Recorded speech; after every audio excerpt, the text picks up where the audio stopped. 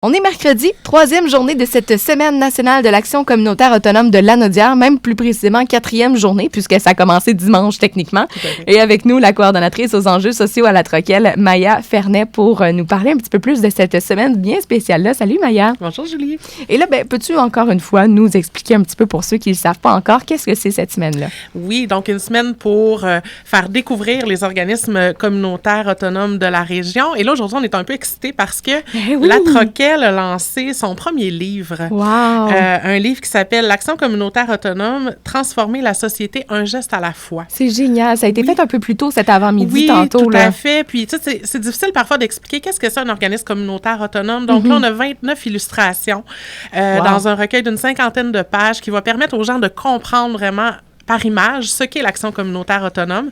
Donc, on invite les gens à regarder notre page Facebook, /Troquelle. Le lancement a été diffusé, donc ils peuvent avoir accès au lancement encore. Donc, c'est une belle journée pour la Troquelle et le mouvement d'action de la région aussi. Ben oui, vous allez pouvoir vous procurer le livre également. Tout à fait. Donc, là, on va parler à quelqu'un, encore une fois, aujourd'hui. Oui. On parle de l'organisme Au cœur de l'île et on a la chance de parler avec Daniel Blanchette, qui est le directeur et le responsable clinique de cet organisme-là. Bonjour, Daniel. Oui, bonjour. Premièrement, est-ce que vous voudriez nous résumer un petit peu qu'est-ce que c'est Au cœur de l'île? Oui, brièvement, c'est Au cœur de l'île, le nom au complet de l'organisme, c'est Centre d'accompagnement Lanaudois pour des relations respectueuses et égalitaires. Okay. Mais c'est assez récent, même si l'organisme a plus de 32 ans d'existence. Anciennement, c'était le Centre d'aide pour hommes de Lanaudière, CAO. Ah oui, c'est vrai. Alors, on est un organisme communautaire autonome à but non lucratif, ayant un mandat régional depuis plus de 32 ans. Alors, où on accueille et accompagne des hommes en difficulté, ainsi que des personnes, mais principalement des hommes et quelques femmes, auteurs de comportements violents, particulièrement en contexte conjugal et familial. OK. Donc, on vient vraiment aider à canaliser un petit peu l'énergie. Il y a des rencontres qui sont faites avec les gens aussi, j'imagine. Oui, tout à fait. Alors, pour vous faire un petit résumé de l'ampleur de l'organisme, dans la dernière année, on a reçu 5231 appels. Wow! On a réalisé 577 entrevues individuelles d'accueil et orientation, parce qu'on a quelques programmes différents qu'on propose. Mm-hmm. Et en même temps aussi, parfois, on réfère des gens ailleurs quand c'est plus pertinent. Oui. On a réalisé 288 rencontres de groupe dans la dernière année, dans les trois programmes différents qu'on a.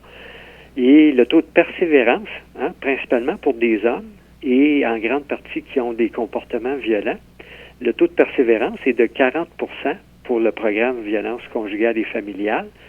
Et pour hommes et mieux-être, c'est 42,5 Wow! Le taux de persévérance, ce que ça veut dire, là, c'est des hommes qui ont complété le programme de 21 rencontres à raison d'une rencontre de groupe par semaine. Wow! Alors, on parle de 5 mois et demi de démarche, là. Oui. Quand même. Daniel, j'ai envie de te demander, est-ce que le contexte particulier de la COVID a eu de l'impact avec les gens avec qui vous travaillez? Est-ce que ça a eu d'impact aussi sur vos pratiques, vos approches?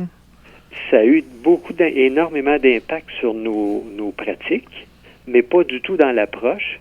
Alors, en fait, depuis le début du confinement, on ne reçoit plus personne en face à face, qu'on faisait auparavant.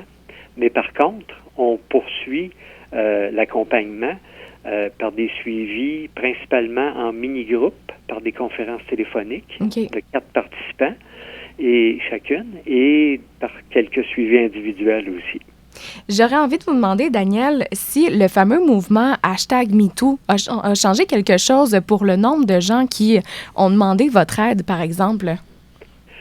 On ne le sait pas directement, okay. Mais je vous dirais indirectement, la demande d'aide a augmenté. OK. Et dans la dernière année, c'était une augmentation de 31 % sur l'année d'avant. Wow! Et depuis le début de cette année-ci, on est légèrement en avance sur l'an passé encore, là, d'à peu près 10 %.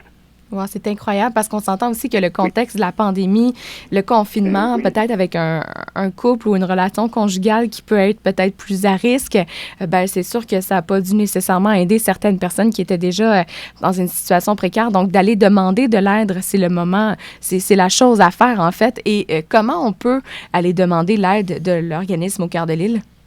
Il s'agit de nous contacter par téléphone. C'est généralement la porte d'entrée. Ça pourrait être par courriel aussi, mais quand les gens ont accès à notre site Internet, ils peuvent nous écrire par courriel également. Mais la ligne téléphonique, c'est le 450-756-4934 et c'est le poste 1 pour accéder directement à un intervenant. Génial. Sinon, on a tous les détails aussi sur la page Facebook et via votre site Internet également. Tout à fait. Oui, exactement. Merci beaucoup. On parlait avec M. Daniel Blanchette, directeur et responsable clinique de l'organisme Au cœur de l'île qui vient en aide principalement aux hommes, entre autres, là, dans la région de la Naudière. Maya? Oui. Demain, la semaine se poursuit encore une fois et on aura la chance de parler avec un organisme qui s'est joint à la Troquelle. Oui, dans les derniers mois. Oui, c'est ça, il n'y a pas très longtemps. Oui, tout à fait. Un nouvel organisme membre de la Troquelle. Donc, on se donne un rendez-vous et on vous rappelle que vous pouvez aller faire un tour sur la page Facebook de la Troquelle également pour écouter la conférence de presse du lancement du livre.